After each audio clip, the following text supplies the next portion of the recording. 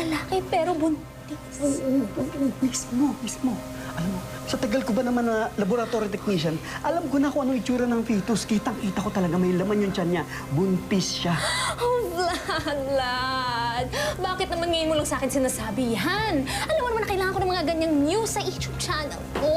Kasi nga ganito nga nangyari. Yung ultrasound machine nasira. Yung mga records na wala. Hindi ko alam kung paano nangyari yun. Pero sigurado ko talaga. Sigurado ko buntis yung lalaking yun. Kung sakasakali, malaking pasahog ito.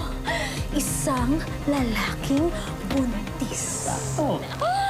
Oh my gosh, kailangan ko mahanap yung lalaking sinasabi mo. Sandali, ako na. Love, okay na ako. Wait lang, sandali. Ay, nako. Thank you, love. Salamat po. Okay lang ba to?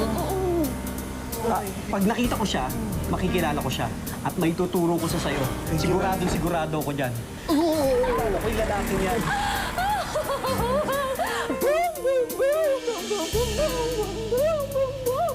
Oh my gosh. Okay na ba? Medyo kinakabahan lang talaga ako, love. Okay na ba? This will help boost my YouTube channel.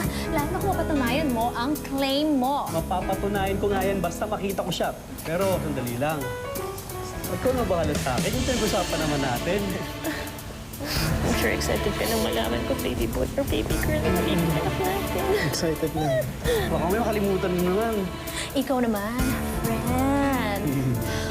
Oh my gosh, lalaki, buntis. Oh my gosh, I need... Vlad.